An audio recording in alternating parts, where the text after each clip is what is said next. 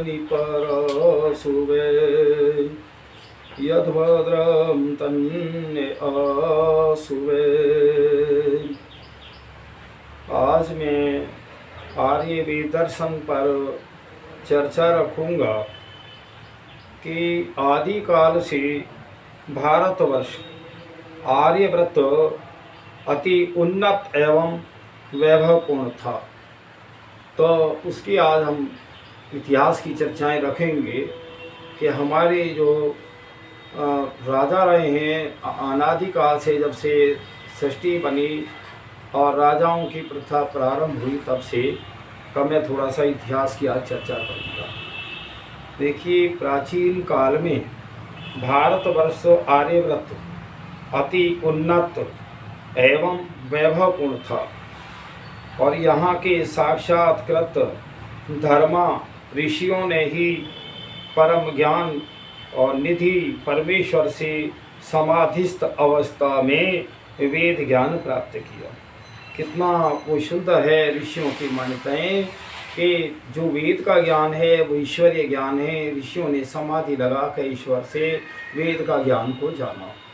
तो यही के मनीषियों ने प्राणी मात्र कल्याण कारणी वैदिक संस्कृति और सभ्यता से स्वयं को सुसंस्कृत और सभ्य बनाया और उस संस्कृति सभ्यता से समन्वित चरित्र वाले आर्यव्रतीय विद्वानों ने संसार के अन्य मानवों को चरित्रवान बनाने का उपक्रम किया। तो इसलिए देखिए, यह भारतवर्ष की गरिमा है कि यहाँ राजाओं ने ही चरित्रवान बनाए। इसीलिए महाराज मनु ने पृथ्वी भर के सभी मनुष्यों को निर्देश दिया था कि इस आर्यव्रत के अग्रणी चरित्रवान विद्वानों से सब लोग सचरित्र की शिक्षा ग्रहण करें। कितना सुंदर महर्षि मनु ने घोषणा की थी कि भारतवर्ष के चरित्रवानों के से सब शिक्षा लें। आर्यव्रत के जितेंद्रिय सम्राटों, राजाओं और महाराजाओं ने प्रजा का पुत्रवत पालन किया। एक शब्द आया है जितेंद्रिय।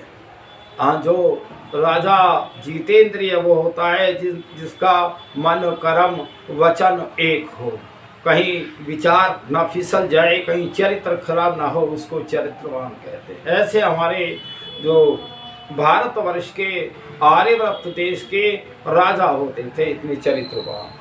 और यहाँ के अनेक सम्राट चक्रवर्ती राजा हुए।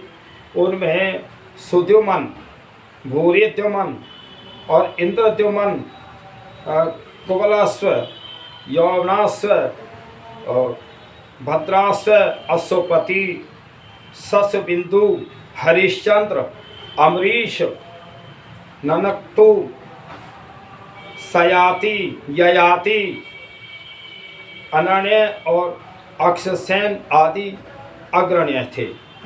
अग्रण्य का मतलब सबसे पहले, सबसे प्रथम ये राजा थे। और अन्य भी अनेक आर्यावर्तीय राजा हुए, आर्यवर्त राजा हुए, और जिन्होंने अपनी धवल यशोगाथा से सब दिशाओं को गुंजित किया।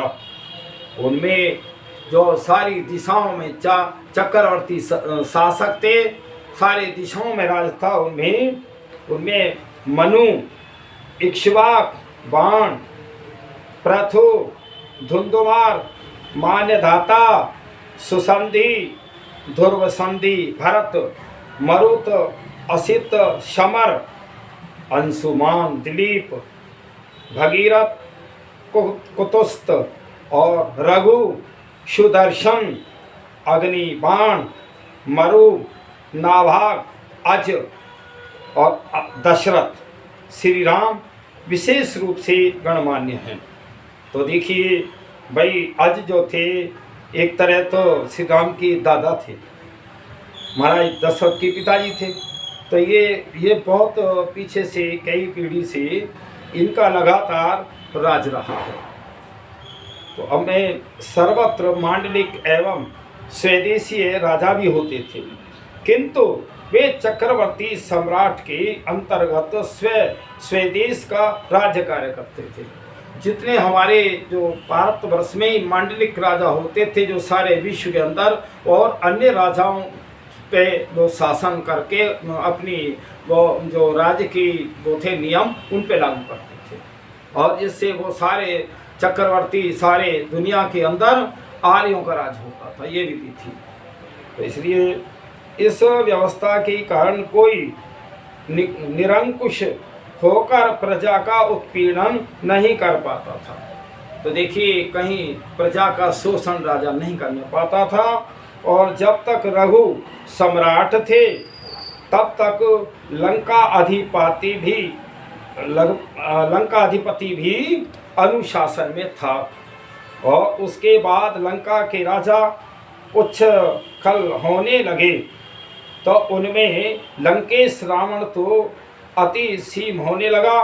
तब श्री राम ने उसे समूल नष्ट करके उसके धार्मिक भाई विभीषण को लंका का राजा बनाया। तो देखिए, जब चक्रवर्ती शासक थे, उनके हाथ में सत्ता थी, पावर थी, तभी तो रावण को हटा करके, रावण को मरवा करके और विभीषण को राज्य दिया। महाभारत काल में द्वितीय सहस्राब्दी पूर्व से अनुशासनहीनता बढ़ने लगी। तो स्वार्थ परायण, लोभ, ईर्ष्या, द्वेष, अभिमान, अत्याचार और प्रमाद, अनवरतता, बुद्धिमांदता का प्रसार होने लगा। इन सब के परिणाम स्वरूप महाभारत युद्ध हुआ। तो देखिए, किसी दिन मैं महाभारत पे चर्चा ये करूँगा कि महाभारत के युद्ध में कितने लोग मरे, कितने हाथी मरे, कितने घोड़े, कितने जो है रथ और कितने पैदल, वो मैं संख्या मेरे पास है। एक विद्वान है जो एक सत्यानंद वेदवागीश हैं, उन्होंने रामायण को लिखा है, क्या वो नहीं, महाभारत को लिखा है कि क्या महाभारत काल का युद्ध रोका नहीं जा सकता। बहुत सारे प्रमाण हैं, सबकी गलतियां रही हैं। तो इसलिए मैं संसार के राजाओं, नेताओं सभी से निवेदन करता हूं कि महाभारत काल का जो युद्ध हुआ था, आज तक भी हम उस भरपाई को नहीं करने पाए हैं। ये युद्ध समाप्त हो और शिक्षा में परिवर्तन लाओ, वेद की शिक्षा लाओ, यज्ञ हवन करो, युद्ध समाप्त हो जाएंगे। और एक बात आती है कि ये इसका नाम जब आज़ादी के बाद जब हम आज़ाद हुए सन 47 में, उसका नाम धर्मनिरपेक्ष राज्य रखा। अरे जिसका आखिरकार किसी का धर्म ना हो, नियम ना हो, तो कैसे चलेगा? सब धर्मों का, क्या ये सब धर्म है? कोई इनको कह देगा? ईसाई, मुस्लिम और सिख या और जितने भी है, या मूर्ति पूजक हैं, अनादिकाल से और बहुत सारे कारण रहे हैं धर्म नाम के, क्या ये धर्म है? धर्म तो एक समान होता है, सबके लिए एक समान हो, वो धर्म है वैदिक धर्म। ये संसार के लोगों, शांति चाहते हो, अलग अलग धर्म मत बना करके झगड़े ने खत्म करो और वैदिक सिद्धांत को अपनाओ, वास्तव में शांति हो जाएगी, और कोई रास्ता ही नहीं है। तो देखिए, महाभारत युद्ध हुआ था, अवश्य हुआ था, और लोग कहते हैं कि महाभारत का युद्ध हुआ ही नहीं था। तो इसमें उसका विवरण वर्तमान में मिलता है कि बहुत से लोग महाभारत ग्रंथ में वर्णित इतिहास को काल्पनिक मानते हैं कि ये महाभारत काल का युद्ध हुआ ही नहीं और राम हुआ ही नहीं। ऐसे लोग रामायण और महाभारत आदि को कपोल कल्पित कथाओं के ग्रंथ मानते हैं। यह एक महान भ्रम है। इस भ्रम को फैलाने वाले ईसाई पक्षपात से और ग्रसित जर्मन, फ्रेंच, इंग्लिश तथा अमेरिकन आदि पाश्चात्य इतिहास लेखक और परपतियन बुद्धि, स्व गौरव भावना से शून्य कतिपय भारतीय इतिहास लेखक। देखिए, जैसे जैसे भारत पर आक्रमण विदेशियों के रहे, उन्होंने इतिहास भी हमारे खत्म करे। और इतिहासों के पाठ्यक्रमों में ही उल्टा बच्चों को पढ़ाया जाता था। तो इसलिए कि वो पढ़ाया जाता है कि आर्य लोग बाहर से आए। तो मैंने कहा जो आर्य लोग बाहर से तो यहाँ कौन रहता था? जबकि अनादि काल में जब सृष्टि की उत्पत्ति हुई तो परम पिता परमात्मा तो ये कह रहा है मैं सारा भूमंडल का राज आर्यों को देता हूँ, है। तो इसलिए परम पिता परमात्मा तो आर्यों को सौंप रहा, आर्य बाहर से आए तो फिर यहाँ रहता कौन था? अरे विश्व के लोगों, जो तुमको ज्ञान दिया है सारे विश्व के अंदर वो आर्यों ने दिया है। विश्व गुरु भारतवर्ष इसीलिए तो है। फिर देखिए, फिर अपने हेतु भारत के विषय में अनेक मिथ्या बातों का पूरे जोर शोर से प्रचार हुआ। पाश्चात्यों ने यह भ्रम फैलाया कि अंग्रेजों ने ही भारत को एक इकाई के रूप में स्थापित किया। और एक बात सुनो, अंग्रेजों का इतिहास 2023 का ही तो है, और कहाँ ही गणना कि जो उन्होंने इतिहास बता, क्या इससे पहले भारत का कोई नाम था या नहीं? मैं ये कहता हूँ जो इतिहास भारत के पास है, ऋषि मुनियों के पास है, आर्यों के पास है, वो विश्व में कोई मुझे दूसरा उदाहरण दे दे। इस सृष्टि को बने 1,96,08,53,124 वर्ष हुए हैं। तो कोई अपनी गणना इतनी बता दे मुझे तो मान लेंगे चलो भाई पहले तुम होंगे। अब चलिए, पश्चातों ने भ्रम फैलाया। तो देखिए, इससे पहले भारत का कभी देश के रूप में अस्तित्व नहीं था। मतलब सारी संस्कृति को ही खत्म कर रहे हैं। सदा यहाँ अनेक छोटे छोटे स्वतंत्र राज्य होते थे। भारत नाम की एक इकाई कभी नहीं हुई थी। ये जो छोटे छोटे राज्य थे यही भारत की जो है आलोचना कर रहे हैं। अरे छोटे छोटे राज्य तो अन्य देश थे, ये चीन जापान जितने भी देश हैं ये छोटे राज्य थे, और बड़ा राज और जो चक्रवर्ती राज भारत का ही राजा होता था। तो देखिए, भारत का ही प्राचीन नाम आर्यव्रत है। मनुस्मृति में पूर्व से देखिए, मनुस्मृति में लिखा है कि आर्यव्रत की सीमा क्या है। मनुस्मृति में पूर्व समुद्र, पश्चिम समुद्र के मध्य तथा हिमालय विंध्याचल के विस्तार पर्यंत स्थित देश को आर्यव्रत कहा गया है। महामती संजय ने धृतराष्ट्र को कहा था। तो जब भाई उस समय जो धृतराष्ट्र थे ना, वो संजय एक तरह जो सारे जो उसका महाभारत का युद्ध हो रहा था और धृतराष्ट्र को बताते थे। एक दिन मैं वो कुरुक्षेत्र गया था, और तो जब 200-250 किलोमीटर की दूरी है, तो मैं कह रहा हूँ इतनी दूरी पे हस्तिनापुर और उसकी दूरी का जो समाचार दे रहे थे संजय दे रहे हैं। और वो कौन सी विद्या थी भी 250 किलोमीटर दूर में? वो तार विद्या थी, फोन विद्या थी, बीच में समाप्त हो गई।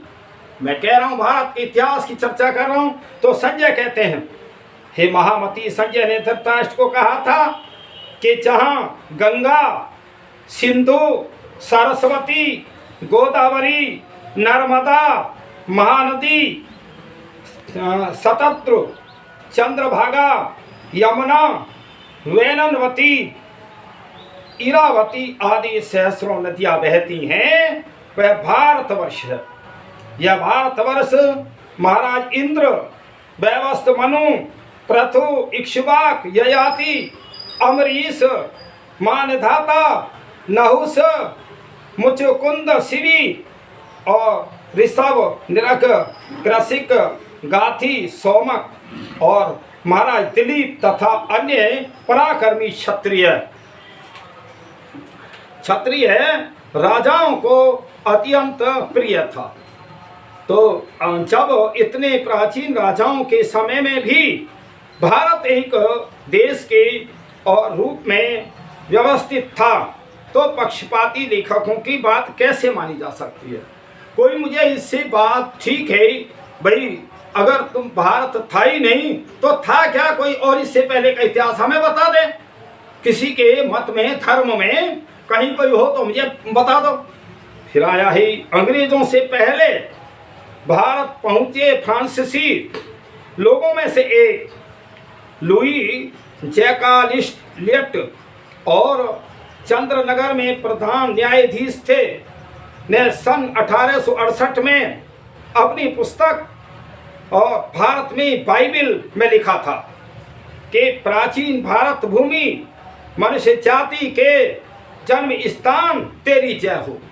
जब यहाँ का सारा देखा भारतवर्ष का, तो कह रहे हैं कि 1868 की बात है तो कि भारतवर्ष तेरी जय हो। यहाँ की भव्य संस्कृति सब कुछ देख करके तो जय हो। पूजनीय है और समर्थ धात्री, जिसको निशंस और आक्रमणों की शताब्दियों ने अभी तक विस्मृत की धूल के नीचे नहीं दबा सके। तो देखिए, बहुत सारे इतिहास बदलते रहे, पर भारत की जो इतिहास है उसको कोई धूल से दबा नहीं सका। तो भारत और तेरी जय हो। श्रद्धा, प्रेम, कविता, विद्वान की पितृभूमि तेरी जय हो। क्या कभी ऐसा दिन भी आएगा जब हम अपने पाश्चात्य देशों में तेरे अतीत काल की सी उन्नति देखेंगे? ये तो देखिए, ये जयकार्ड जो है भाई अंग्रेज हैं, जो अपनी बाइबिल पुस्तक में लिखते हैं, कहते हैं जब सन 1868 में भी एक निष्पक्ष विदेशी विद्वान भारत को प्राचीन काल से और एक देश के रूप में अवस्थित कर इकाई के रूप में साधन स्मरण कर रहा है, तब पक्षपाती पाश्चात्यों की मनगढ़ंत बात तिरस्कार्य है। तो देखिए, जो आज भारतवर्ष की गलत आलोचना कर रहे हैं और उन्हीं के उसमें जो है एक वो अच्छी वो इसकी बता रहे हैं भारतवर्ष की विशेषता, तो उनकी बात माने कि इनकी माने। इन यूरोपियन अमेरिकन लेखों ने दूसरा यह भ्रम फैलाया कि प्राचीन भारतीय लोग इतिहास लिखना ही नहीं जानते थे। देखिए कितने कमाल की बात है। फिर यह भी सर्वथा मिथ्या है। भारतीय लोग तो प्रतिदिन संध्या आदि के पूर्व सृष्टि के आरंभ से लेकर मनवंतर, युग, वर्ष, अयन, ऋतु, मास, पक्ष, नक्षत्र, तिथि का उच्चारण करते थे। तो देखिए, जो हमारे ब्याह शादी होते हैं उनमें भी संकल्प पढ़ा जाता है कि ये संकल्प भारतवर्ष आर्यव्रत देव इतना समय इतना। मैं तो बल्कि जो पंडित जी हैं जो ये संस्कार करते हैं, मैं उनको ये कहता हूँ भाई सृष्टि काल की जो है वो बोला करो, और ये सृष्टि के उत्पत्ति काल को बोला करो, जिससे ये दुनिया के लोगों को ये पता रहेगा वास्तव में सृष्टि इतने दिन बन गया। तो कहते हैं जी कितने दिन हो गए, हमें तो पता ना। मगर भाई 1 अरब 96 करोड़ 8,53,000 और 123 वर्ष दुनिया बने हुए हुए हैं। और ये तो और तो जो कहते हैं कोई 2000, 1400, कोई 500, 700, 3500, इससे ऊपर का का इतिहास है ही नहीं। तो देखिए, फिर आया है इतिहास शब्द तो भारत के प्राचीन ग्रंथों में सहस्रों बार प्रलिखित है। अकेले महाभारत ग्रंथ में शताब्दिक बार इतिहास पुरातन के रूप में प्रयुक्त हुआ है। अकेले शांति पर्व, महाभारत का जो शांति पर्व है उसमें 53 बार आया है उल्लेख भारत का। इतिहास के पूर्व अथवा आंशिक पर्यायवाची के रूप में 19 और शब्दों का व्यवहार प्राचीन ग्रंथों में मिलता है, और वे हैं ऐतिह्य जो हमारे प्राचीन ग्रंथ हैं। ऐतिह्य, पुराकल्प, इतिव्रत, पुराव्रत, अवधान, आख्यान, आख्यायिका, उपाख्यान, अन्वाख्यान, चरित्र, अनुचरित्र, कथा, परिकथा, अनुवंश, श्लोक, गाथा, नारा संसी और राजशासन, पुराण और प्रकृति, ये हमारे जो ग्रंथ हैं ये इनमें जो है सारे इतिहास मिलते हैं। हीन भावनाग्रस्त पश्चात लेखकों ने भारतीय उपलब्धियों को और भारतीय गौरव को, भारतीय वैभव को, भारतीय सभ्यता को, भारतीय संस्कृति को हीन और अतिहीन बनाने का प्रयत्न किया, दुष्प्रचार किया। बजाय संस्कृति को अपनाना था, ज्ञान लेना था, और ईशावास जो है उसका दुष्प्रचार किया।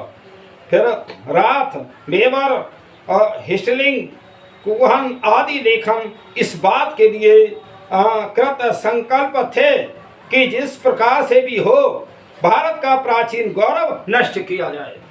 फिर उसके लिए यह असहाय था कि जब उसके पितर और वनचरों के समान गुजारा कर रहे थे, मतलब उस समय ये जो है विचार आया जब विदेशी लोग जो है एक तरह भाई जैसे एक जंगली लोग रहते हैं, इस तरह की वहाँ सभ्यता नहीं थी। तो ज्ञान किसने दिया? भारतवर्ष के विद्वानों ने दिया, आर्यों ने दिया। तो सभ्य आर्यों की भारत में पूर्ण सभ्यता और आनंद का डंका बज रहा था। उस समय जब वहाँ शिक्षा का भी नहीं था तो यहाँ बहुत आनंद से रहता। भारतीय गौरव के प्रति ईर्ष्यात्मक घृणा उनके हृदय में चरम सीमा तक घर कर गई थी। उसका एक ताजा उदाहरण है ईर्ष्या का। राजस्थान के पाली जिले में देखिए, जो ये हमारे स्वामी जी हैं सत्यानंद वेद वागीत, तो ये कह रहे हैं कि राजस्थान के पाली जिले के जाडन ग्राम के क्षेत्र में एक आश्रम है और श्री माधवानंद जी पुरी का, जो माधवानंद जी पुरी का, और उसमें जितने भी साधक हैं वे प्राय पश्चिम देशों के हैं। वे गेरुआ वस्त्रधारी हैं और राजेशपुरी, गोविंदपुरी आदि नामधारी हैं। इन पंक्तियों का लेखक 4-5 वर्ष स्वयं उस आश्रम को देख चुका है और उस आश्रम की एक शाखा यूरोप और ऑस्ट्रेलिया में भी है। और माधव आश्रम के और वर्तमान अध्यक्ष श्री महेश्वरानंद जी ऑस्ट्रेलिया के और शिक्षा विभाग के डायरेक्टर ने अपने स्कूलों के छात्रों के लिए एक शारीरिक विकास योजना बनाने को कहा। तो स्वामी जी ने योजना बनाकर दी, जो हमारे ये आश्रम के वो थे, और उसमें योग शब्द भी था। भाई शरीर की स्वस्थ रखने के लिए तो योग जरूरी है, और योग शब्द के प्रयोग से तो भारत का गौरव बढ़ता है। कितना द्वेष था। तो तब जब ये दिया कि जो वहाँ के विदेशों में उन्हें अपना वो विद्यालय चलाना था, और वो डायरेक्टर ने कहा कि योग शब्द से तो भारत का गौरव बढ़ता है, क्यों भारत और कहीं योग है ही ना। भाई आज मैं तो कह रहा हूँ कि हमारे स्वामी रामदेव जी बहुत अच्छा दुनिया के अंदर योग को जागृत कर दिया, जो एक तरह लोगों के दिमाग में नहीं था, सोच नहीं पाते थे। और योग करते रहो तो बीमार भी ना होगे, शरीर बढ़िया रहेगा।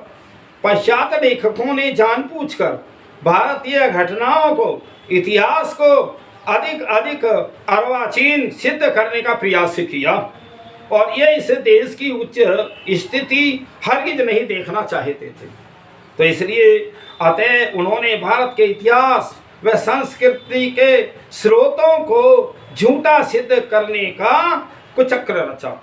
इस कार्य के लिए प्राचीन साक्ष्यों के कहीं शब्द बदले गए तो कहीं अक्षर राजाओं और उनके कालों को जानबूझकर पीछे ले जाया गया। तो भारतीय संपत्तों को नकार कर काल्पनिक और कालगणना की कोशिश की गई।